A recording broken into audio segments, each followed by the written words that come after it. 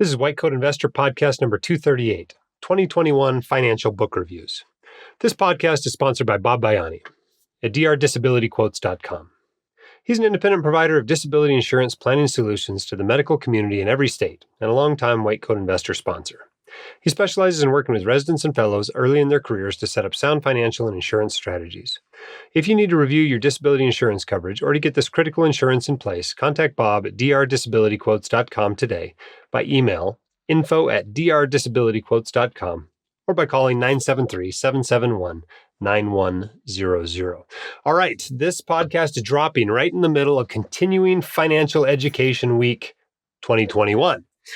We do this basically every Thanksgiving week. Thanksgiving, Black Friday, what do you call it on Monday? Cyber Monday, right? This is our CFE week. And we want you to take advantage of this Thanksgiving break to do your continuing financial education if you have not yet done it this year. Now, I've always told people their initial financial education ought to include reading a few good books, maybe taking our online course, Fire Your Financial Advisor, and then that you need some ongoing, continuing financial education. I recommend you read one good financial book a year and follow a blog or this podcast or something similar to stay up to date on things that are changing, such as the tax laws in Congress right now. But in order to promote this during this week, CFE week, we tell you all about all kinds of new books that are out that week. And we also put everything at the White Coat Investor on sale. So all of our online courses right now are on sale. They're all 10% off from November 22nd. So if you're hearing this the day it dropped, that's the 25th, through the 29th. So you'd have until Monday at midnight Mountain Time in order to get this discount, 10% off on all of our courses. That includes our CFE 2021 course. That includes our older courses. It includes our Fire Your Financial Advisor course. It also includes the version of Fire Your Financial Advisor that you can buy with your CME funds because it includes a wellness component. So if you've been thinking about taking one of these courses, here's some incentive to do it. It's 10% off. The code to put in when you get there is CFE 2021. Okay, we are also putting everything else on sale. We have a White Coat Investor store. If you go to whitecoatinvestor.com/store, or just go to the homepage and click on the store, everything there, t-shirts, books, everything's 10% off. Okay. That includes, if you just buy an individual book, you can buy it from the store, you get it 10% off. We are also including a discount on bulk books. They're already being sold for far more than 10% off if you buy them in bulk, but we're going to knock another $1 off each book if you want to buy them. So the normal prices on those books for the original White Coat Investor is $15.99 a piece. For boot camp, it's $16.99 a piece. For the guide for students, it's $17.99 a piece. We'll knock $1 off each of those. So they're $14.99, $15.99, and $16.99 if you buy at least 25 of them. So if you're thinking about buying them for your students, or you're thinking about buying them for your trainees, or just to give away, this is a chance to get a little bit more of a discount on that. Don't forget too, we're coming up on crunch time now for WCI Con 22. If you want to come to WCI Con 22, please register this week. You have a little longer than the 29th. It's not the same sale. These are two different sales. You have until December 1st. That is what we call the swag bag deadline, because after that point, we can't get you a swag bag. It takes too long to order the books, print the books, ship the books, etc. Whether you are coming in person to WCI Con 22 or you are coming in virtually, you get the swag bag as long as you register before December 1st. We're going to ship them out to those attending virtually.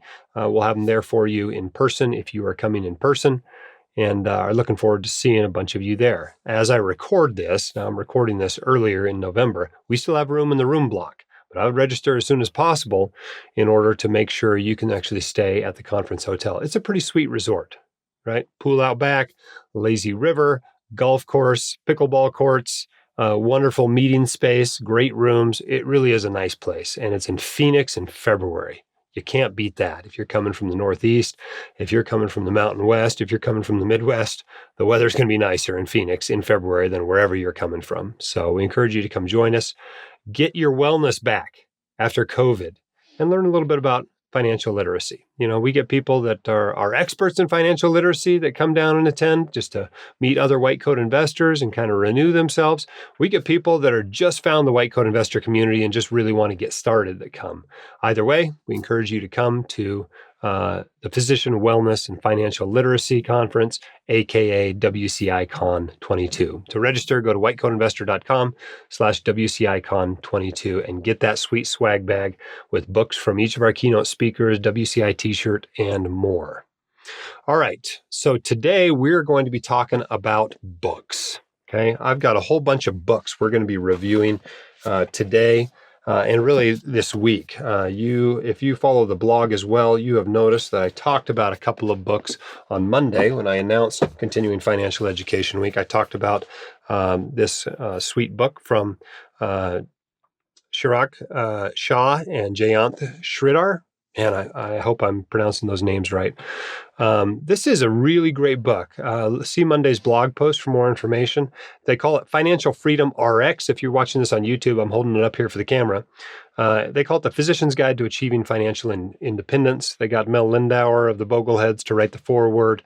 It's a very Boglehead-centric book, but directed at physicians. So it goes into lots of details about asset location and tax efficiency and building a portfolio and those sorts of things, but also touches on lots of physician-specific financial planning topics. So if you've enjoyed my books and kind of want to read another book, kind of covers similar ground, but from different points of view, this is a great option.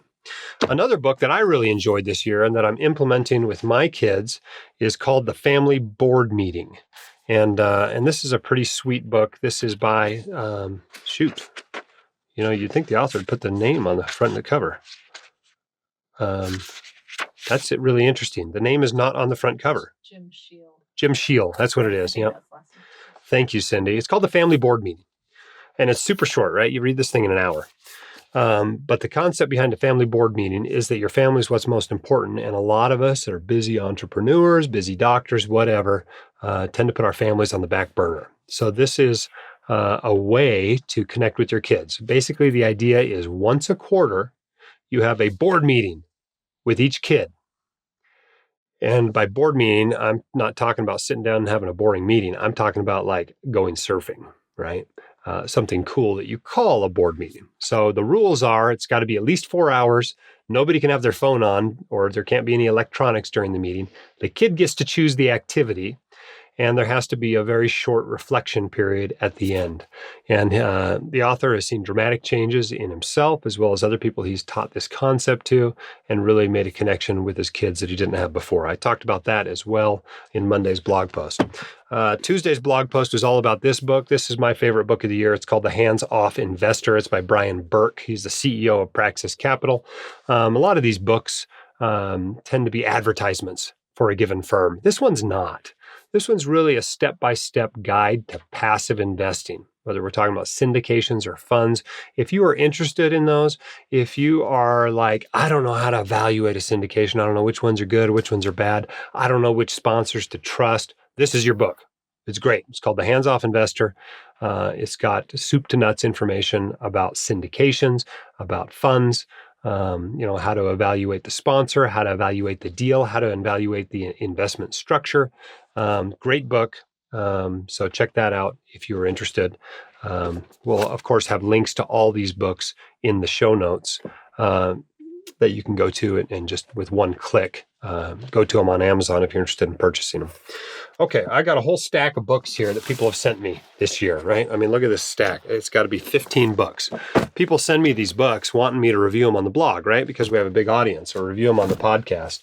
And let's be honest, if I started doing more book reviews on the blog or on the podcast, I'd get twice as many as these books. And that's all we'd ever talk about. It'd be a book review podcast. So we're not going to do that. I wedged them all into today's podcast. So we're going to talk briefly about each of these books. If one of them rings a bell for you, sounds like something you would be interested in, then, again, the links will be in the show notes. You can buy it. You can, some of them maybe will be already available in your library and you can borrow them. But for the most part, if you're interested in these books, you're probably going to have to buy them. Thank you for going through our affiliate links in the show notes. That does help support the show. All right, the first book I want to talk about, I think I mentioned a few months ago when we had Jim Lang on the podcast. He wrote this book. He's coming to speak at WCI Con 22. He's one of our keynote speakers. I'm not sure we've decided which book we're giving away yet. It may be his Retire Secure book, but this book is Beating the New Death Tax. And so it's all about the Secure Act, how to get around it, etc. He was actually giving this book away when he was on the podcast, but you can buy it at Amazon. It's a great book. It talks about strategies to protect your family from recent changes. Lang's firm is really big on both estate planning as well as tax reduction, retirement accounts, that sort of thing. And so this book gets pretty into depth into those sorts of subjects. Roth conversions. If you're thinking about Roth conversions, great book to read about that, as well as how to deal with required minimum distributions, those kinds of problems. I get a lot of flack from people saying, you only talk to young docs. There's nothing in there for old docs thinking about retiring or who are already retired. Well, this is good for those kind of docs. Okay. My next book is actually another book James Lang and his folks sent me called Retire Secure for Professors. And those of you watching this on YouTube, I don't know what happened between the time the first book was published here and the second book was published, but James Lang's hair went from black to gray between these two. I think he just used an updated picture in this one, but I've got the same problem going with my hair. But I thought that was pretty interesting. Two books came out the same year with very different pictures on the cover. But this one's obviously aimed at professors. If you're a professor, and we have a few of you that follow the White Coat Investor, this is information that is very specific to you if you're interested in that. Retire Secure is a great book. That's kind of the general one. And then it's kind of a series. He's got them for various different professions. There isn't one for docs, but he does have one for professors. So Retire Secure for Professors by James Lang. Our next book is called Building an Elite Organization. And this one is Don Wenner's book. I think I mentioned this on the podcast when I had Don on. Don is the founder and CEO of DLP Capital. And so this book talks about how we scale DLP Capital. So if you're an entrepreneur, this book's for you, especially if you're at the stage kind of where White Coat Investor is at, where you're trying to scale your business, you're hiring more people, you're trying to put systems in place, you're trying to decide, what your company culture is going to be. This is really a very practical step-by-step guide to doing that. Building an Elite Organization by Don Wenner. All right. Here is a book called Stay in Medicine, subtitled How Physicians Can Move Past Burnout and Regain Control. This one is by Janet Cruz, MD, and Lee M.J. Elias. And I like this book. It talks about we can save more lives if we save each other. And burnout is seriously your biggest financial risk. Just like being disabled, you can no longer turn your time into money at a high rate as doctors can do. If you become burnt out, you can't do that either. In fact, even if you're only a little burnt out and have to cut back on your hours, that has financial implications on your life. So I think it's important for anybody to do some burnout prevention kind of reading. Or if you're already at that stage, like up to 50% of doctors, to get started as soon as possible on treatment. But there's lots of great practical tips in here. There's a whole chapter on reducing time killers, things like huddling daily with your team, making sure you take time for training, using your leadership training, making a contingency plan for unexpected events. So there's lots of really practical things here, both for running your practice as well as dealing with your own personal burnout to help you to stay in medicine. It seems like the trend a lot of times on these physician financial blogs and podcasts is get out of medicine as soon as you can. Well, that's not my goal. I want some doctors to be there to take care of me. And the truth is, despite everything you hear about fire and early retirement among docs, half of docs are working after age 65, and not all because they have to. Medicine's still a great profession, and this can help you stay in medicine. So check out that book, Stay in Medicine. Janet Cruz, MD, is the lead author on that one. All right, here's another one, The EXITpreneur's Playbook. Okay, this is one that was given to me at FinCon by Joe Valley, the author of the book. If you have a business, if you're an entrepreneur, if you're thinking about selling it and you're not sure how much it's worth, this is particularly useful for online entrepreneurs, but it's basically how to get out of your business. And don't worry, I'm not reading it because I'm closing up WCI this year or something like that. But if you are in that situation and interested in more information about how to sell your business, how to value your business, what it's worth, etc., it's called the EXITpreneur's Playbook by Joe Valley.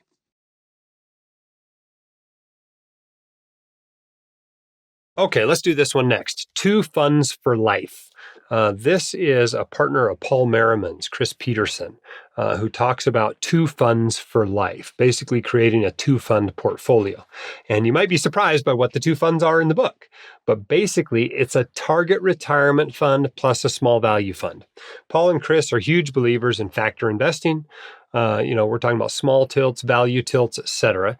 And but they also like the simplicity and benefits and automatic rebalancing of a target retirement fund. So how do you get both of those? Well, you add a small value fund to a target retirement fund. And this book goes through in detail, incredible detail, what that would look like in the past with back tests, all kinds of great graphs. And you can see some of these if you're watching this on YouTube. If you are interested in that concept, this is a great book. I really liked that they included a chapter called Contrarian Views, A Dose of Humility. Basically, what could go wrong with this idea? And I think that's useful to have in a book. So check that out. It's Chris Peterson, Pedersen, Two Funds for Life. All right, this one was sent to me by Dr. David Phelps. He is a dentist. I don't know if you know him. He's been around in this space for a long, long time. He's actually pulled himself out of his own practice twice, once before a divorce and once after a divorce, and pretty unique methods to do it. He basically hires associates to work in the practice, and then he takes the cash flow from the practice and buys real estate. And so he basically freed himself from his practice, and he talks about that. This book, of course, he's really big on freedom, kind of patriotic themes. He's down in Texas, no surprise. This one's called Own Your Freedom, Sustainable Wealth for a Volatile World. He did it with a fellow by the name of Dan S. Kennedy. This is more, what do you want out of life? How can you get yourself free of your practice, of your life, and be able to live your life like you want, but with kind of a real estate tilt. So if you're a fan of real estate, you want to learn more about real estate, you want to use real estate to get your freedom, this is a pretty great book to do that, written by a dentist. Own Your Freedom by David Phelps, DDS. Okay, here is a kind of a niche book that was sent to me. This is by Nathan Gartland, PharmD, and it's called PharmD to MD. Now, I don't know how many PharmDs are going to medical school, but if you are a PharmD and thinking about medical school, in medical school, already applying to medical school, this book is for you. It says it's called A Complete Guide to Getting into Medical School, and written from the perspective of a pharmacist now going back to medical school. So if that's your niche, I'm sure this is the only book in it. So get this book, PharmD to MD, Nathan Gartland. Again, links will be in the show notes. All right, I got a few more books to do here that I'll talk about, but first we're going to bring a guest onto the program. This is going to be another one of our speakers from WCI Con 22. So let's get him on the show. Okay, so my guest here is actually the only physician financial blogger who has been doing this longer than me. Brian Foley, MD, MBA, is a physiatrist who began a blog called wealthydoc.com in 2007. This predated White Coat Investor by about 4 years. Now, I didn't know about it when I started the White Coat Investor. I found it a couple of years after that, but it's been around a long time. Brian, welcome to the White Coat Investor podcast. Thank you, Jim. It's quite an honor to be on the White Coat Investor podcast. So Brian is going to be one of our speakers at WCI Con 22. We mentioned at the top of this podcast how you can register for that. You're going to be giving a couple of talks there. Tell us about the one you're going to be giving in person. So in person, I'm calling it a mini MBA. And, like it or not, medicine is a business. So I think the more we learn about the business environment, the more we can flourish in our own way. So I'm going to highlight some of the lessons that I got out of my MBA program. I spent 3 long, hard years earning this, so I can't reproduce all of the content, but I'm hoping to give some of the highlights for your attendees. Do you think it's possible to get the information that you found most useful out of an MBA without actually getting an MBA? I wouldn't pretend that they're equivalent at all. There's certainly things that I learned from other students and the networks that are there that are really hard to reproduce. And then the depth and time of going through case studies provides extra value. So I have no regrets about going through that. But on the other hand, I don't think it's necessarily required for everyone. It's an overkill, even if you are interested in business and want to learn more about it. So in my mind, the attendees who would be interested in this talk would be in four different areas. One, somebody who's considering advanced business training like an MBA. Two, somebody who's enrolled but would like to get an overview from a physician's perspective about what will be useful. Three, somebody who did business training but it's been a while and they'd like a refresher. Or four, somebody who's practicing and just wants some of the tips of business, but they don't have the time or they can't go through the cost or they're not really dedicated enough to spend all the time suffering through a graduate degree, but want to get some of the valuable lessons that they might have missed.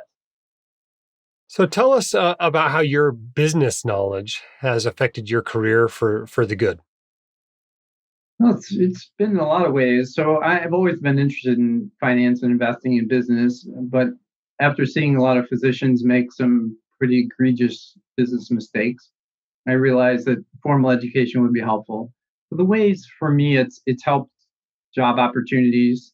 It's helped the current position I'm in. I would not have gotten without the MBA, for example. I would partly through networking, partly because of the skill set that I brought to the table. It's helped me be a more rigorous investor. It's helped me with business relationships, and a lot of it, I think, for physicians to learn some of the tools and how to speak the business of language is really important. So rather than going to my surgery center and saying I need a new radio frequency machine and it's $30,000, and oh, by the way, I have another location, I'd like a second one. I'm going to them with a business proposition. Here's the break even. Here's what the business we're currently losing. Here's the spreadsheets. Let me know if you have questions. And I'm kind of making that decision with them and showing the benefit to them. So I'm just able to get that things at work and out of work go much more smoothly when I understand the business environment that we work in. Again, like it or not, even if you're not interested in business, you work in the business of medicine. Sounds like a great presentation. I'm really looking forward to this one. I'm not sure we've had anything like this in any of the prior WCI Cons. So this one's going to be a great presentation. Now, obviously some people are coming to this meeting in person. Some are going to be watching virtually. Of course, if you come in person, you get access to everything, including the virtual talks to watch either during the conference or after the conference.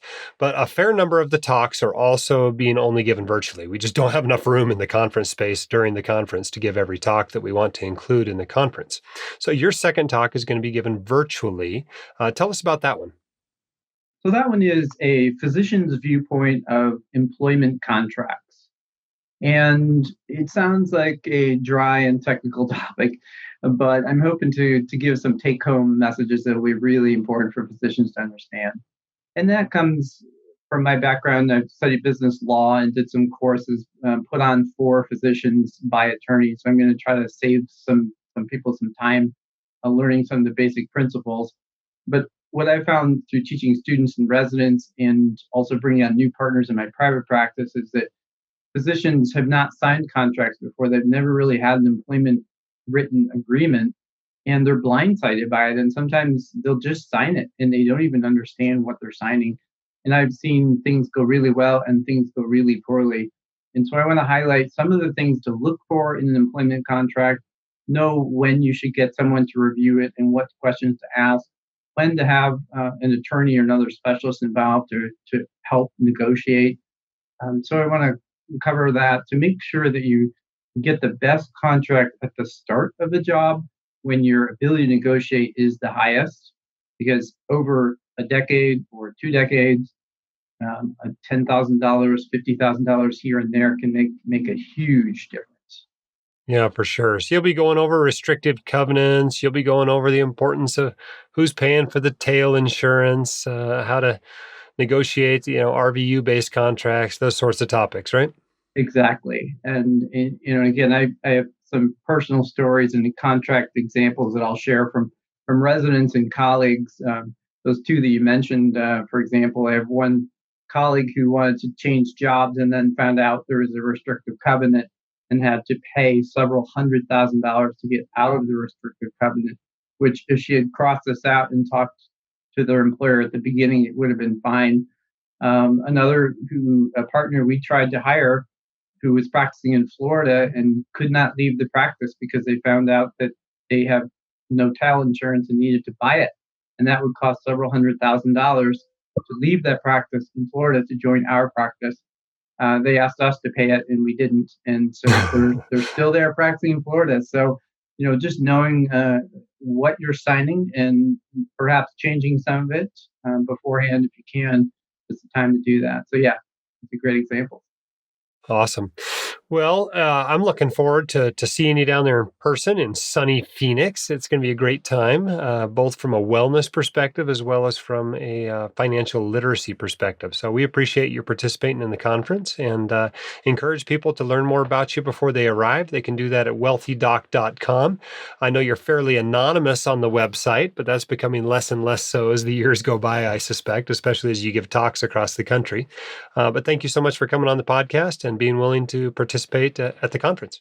My pleasure. I'm honored to be asked to be there, and I'm looking forward to attending as many of the conferences and talks there when I'm there as well. Cool. Awesome. See you there. All right. That was great to have the Wealthy Doc on. Hopefully you get a chance to hear more from him at the conference. I got 3 more books I want to tell you about before we get into your questions. This one is a little bit of a lighter book. You can see this if you're watching this on YouTube. It's called You What? Humorous stories, cautionary tales, and unexpected insights about a career in medicine. This is by John Chase, MD. He is a retired orthopedic surgeon. It's really a great book about life as a doctor, your practice, just pulling all the goodness out of a career in medicine that you possibly can. I like this cartoon you can see if you're watching this on YouTube. He's got these sprinkled throughout the book. This one's from the chapter, Making Decisions with Patients.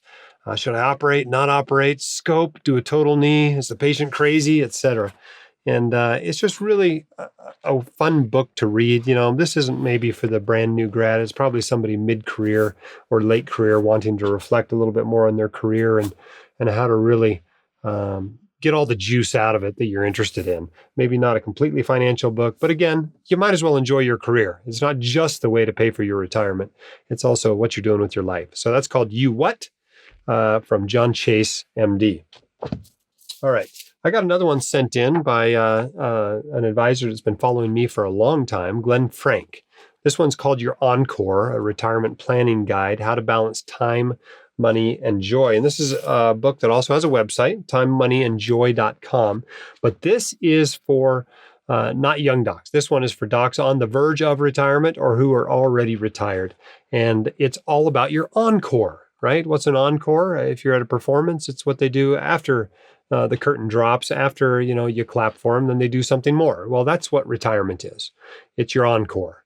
And so this helps you to find the time, the money, and the joy to do whatever it is that you most want to do in retirement. And this is a difficult transition for a lot of docs. For a lot of docs, it's very difficult to walk away from a practice into something else. And we all have colleagues that we know of that really didn't have much of a life after they left medicine, whether it is measured in terms of years or in joy that they take from it. So part of retirement planning is more than just financial. It's planning what you're going to be doing and how you're going to take joy from that, and how all of us type A people that ended up in medicine can get just as much fulfillment after our careers as we did during our careers. That's called Your Encore. It's by Glenn Frank.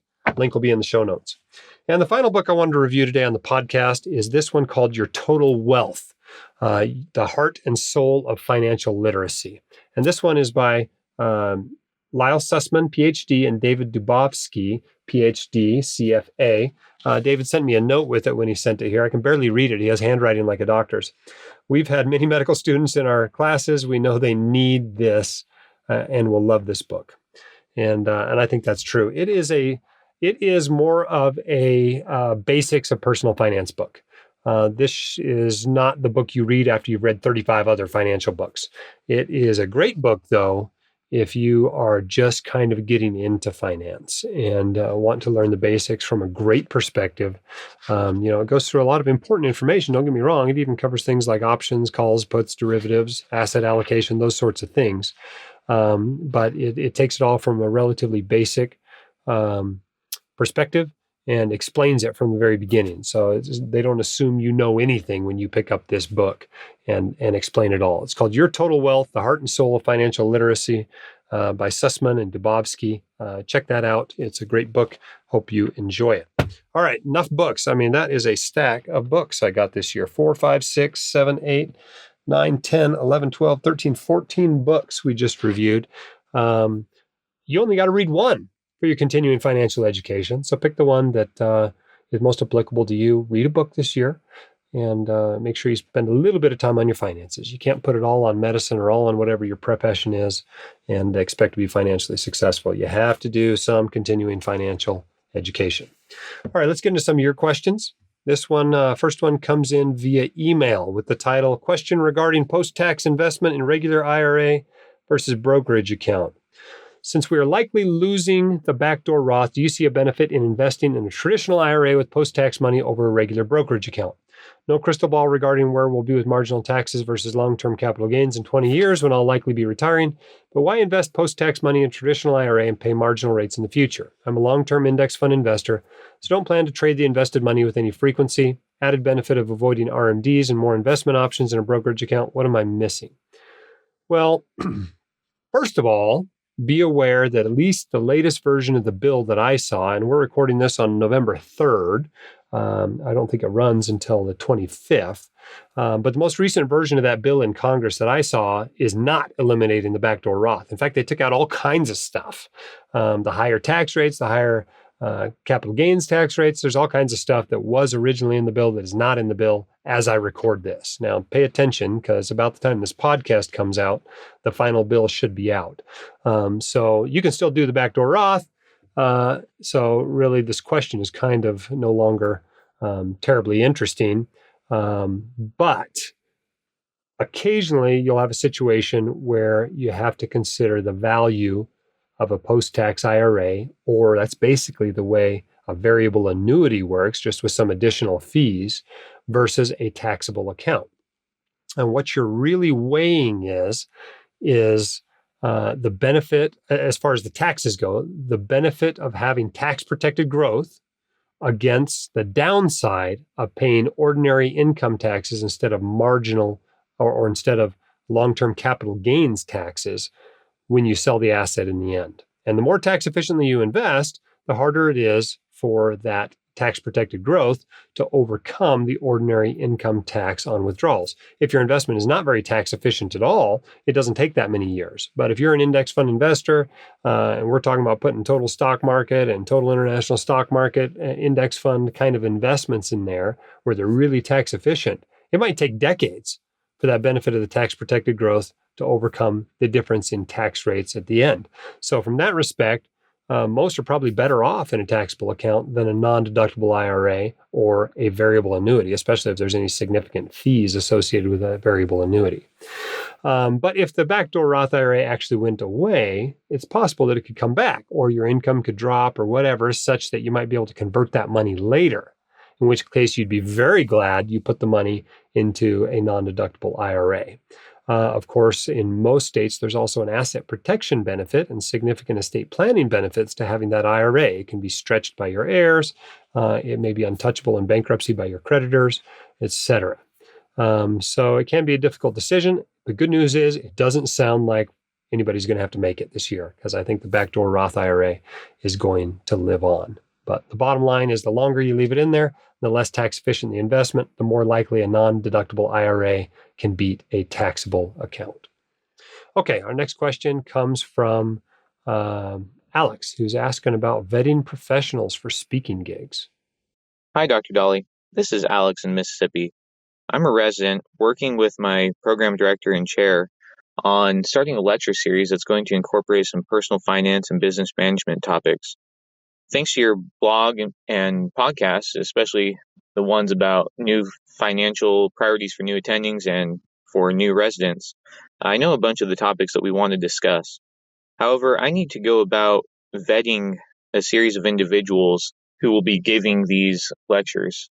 I would be willing to give them myself, but my faculty mentors would prefer to be a professional in the community so that they can continue to give these on an ongoing basis, as I'll only be here for another 1 or 2 years. So, how do you go about vetting these people? What questions do you need to ask? How do you make sure that they're going to be good and give good advice to this vulnerable population? I know some of my co-residents have been hawked whole life policies, and I want to avoid that as much as possible. I would rather scrap the whole idea of the lecture series if all I'm going to do is set up my co-residents and future residents here for a world of heartache and pain as their introduction to the financial industry. Thank you.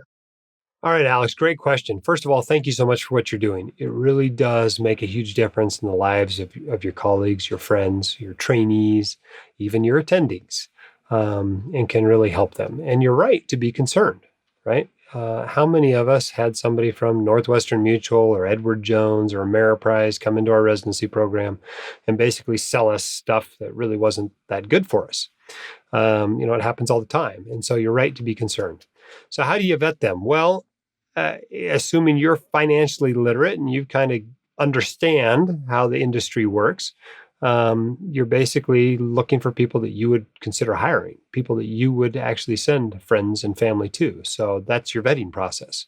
If you need help with that, we have the same dilemma at the White Coat Investor, right? As we select advertisers. And so we have applications for insurance professionals. We have an application, especially for financial advisors. We have an application, and we turn down the majority of people who apply. We have questions in there like, how much of your practice is selling whole life insurance? Because I'm not going to put somebody up in front of my audience when 90% of the money they make is from selling whole life insurance, because I know what they're going to do. They're going to sell whole life insurance to my audience. And most of the time, that's not a very good move. And so you just got to vet them individually, one by one. Ask them about their practice. Where does their money come from? What's their fee structure? What's their experience? What are the portfolios they put together typically look like? And I think that's the process. Now, how you ensure that remains good for years after you leave is a little bit harder, right? If you're not in charge, you're not in charge. But hopefully, if you get good people in place to start with, they'll keep coming back year after year. Because obviously, there's a benefit for them, right? They want the business. And there's nothing wrong with that. They're coming in probably for free in hopes that they get a little bit of business out of it. Sometimes people will do it out of the goodness of their hearts, but for the most part, they're hoping to get business out of it. So if you're not paying them, they've got to get something from it to be interested to come in and speak as a professional. I don't fly across the country and talk to groups of docs for free, and I don't expect anybody else to do it either. And so if you want people to spend the time to really put together a good presentation, that's what it takes. You either got to pay them or you got to make sure that it helps to build their business. So good luck walking that fine line. There's lots of financial conflicts of interest there, of course. But if you want to put in something that's lasting, I think you're going to have to deal with those conflicts of interest. Our next question comes from email. I am at the beginning of trying to develop a medical device, and at this point, I've only invested $2,000. It seems likely that the ultimate investment will be at least 5 figures, and the potential for loss on investment seems high. Do you see any pathway to using those losses to offset my taxable income? At this point, the fledgling device company is not incorporated in any way. Man, sounds like you're planning to lose from the very beginning, which doesn't sound good, but I totally get it. At least if you lose, it'd be nice if Uncle Sam would share your pain. Well, the good news is he will. Any new business you start can generate a loss, and those losses can offset your ordinary income, your earned income, your taxable income for 3 of the first 5 years. Okay? You put it on Schedule C, that loss will flow through to your 1040, no big deal. However, if you keep losing money year after year after year, you're at risk for the IRS reclassifying your business to a hobby. And hobby losses are not deductible. Only business losses are deductible. So by year 4, you really need to be making a profit with this business. But if you realize it's not working out in year 2, you can just drop it. And yes, all those losses will be deductible. Now, you don't get all your money back, but if your marginal tax rate's 40%, you get 40% of it back off your taxes. So that's beneficial, right? All right. I want to thank everybody out there for being white coat investors. I'm always thanking you guys for what you do in your professional lives, whether it's practicing medicine or dentistry or law or running a business, whatever it might be. But today, I just want to say thanks for being here. Thank you for being part of our community. It's a wonderful group of people. Whether you participate just by listening to the podcast, whether you read the blog, whether you're in our subreddit or our forums or our Facebook group, whatever, if you come to our in-person live events, thanks. It not only has changed my life for the better to have interactions with you, but it has made it possible for us to now have, I think we're up to 14 people working either significant part-time hours or full-time hours here at the White Coat Investor. It's pretty awesome what's been created here. And without you, that doesn't happen. So thanks for being here. All right, our next question is about earned income for kids. This one comes from Paul. Let's take a listen. Hi, Jim. This is Paul from Nashville. My wife and I are both physicians, and we have 3 young daughters. Our 2 older daughters, aged 6 and 3, have both participated in the COVID-19 vaccine clinical trials. They have earned a few $100s from their trial participation. My question is this: would this count as earned income for a possible Roth IRA contribution? Would you recommend doing that? Or would you recommend putting the money elsewhere, such as a trust? Or my 6-year-old daughter's preference would be to spend it at Dinosaur National Monument in Utah, in your neck of the woods. I would appreciate your thoughts on this. Thank you for what you do. I got bad news for you on this one. This probably isn't going to work out the way you want it to. Here's the deal. They're probably going to pay you on a 1099 MSC. If it's under $600, they may not give you anything at all. But whether they give you something or not, it's taxable income. So you do have to pay taxes on it. Now, presumably, your kids don't have any other income, so it's not enough income that they'll have to pay taxes on it. But the downside is it's not considered earned income. If this activity is infrequent, like I think it is, it's really not self-employment income. And the IRS has actually talked about this. There's a private letter ruling. It's numbered 9106004. It's about a participant in a medical study for asthma. But basically, it's taxable income, but it's not earned income. So the good news is you don't have to pay Social Security or Medicare taxes on it. The bad news, of course, is that it's also not eligible to help you get the earned income tax credit. It's not eligible for retirement account contributions. So I don't think you can start a Roth IRA with that income unless you can somehow turn this into a regular business for them where they're getting ongoing, income from this because they're in 6 trials a year or something. And it's probably pretty hard to piece that together. So I don't think this is going to work for opening your kids' Roth IRAs, which it sounds like that's what your goal is. All right, our quote of the day today comes from Phil DeMuth, PhD, who said nearly all CFPs are actually asset managers, and no wonder it pays more. Many financial planners dispense with a financial plan altogether, which is just a lost leader as far as they are concerned.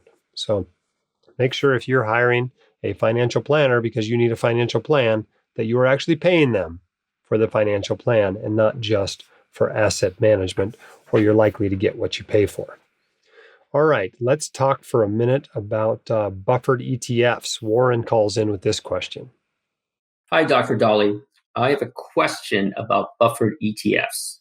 So I'm currently saving 3 years worth of expenses in case I choose to do an early retirement at age 57, which is 2 years from now. I am eligible for a sizable lump sum or pension at age 60, which is why I want the 3 years. I already have most of the money saved in a high-yield online bank and a mixture of short and intermediate-term bonds. However, with the yields being so low, I hate the idea of my money sitting there losing steady ground to inflation. What do you think about buffered ETFs as a solution for this specific problem? Thanks for your podcast. It has helped me tremendously. All right, buffered ETFs. What's a buffered ETF? Well, they're generally linked to the S&P 500 index. And then they provide some sort of downside protection. So these sorts of products are really common. They're common in the insurance space in particular. We're talking about annuities, index-linked annuities. We're talking about index-linked universal life policies. And the basic theory is the same with all of them. The idea is to have your cake and eat it too. And, so they're really attractive because this is what we all want, right? We want high inflation beating returns, but we don't want to take any more risk than actually putting our money into a savings account. And the truth of the matter is you can't get it. It doesn't exist. Okay.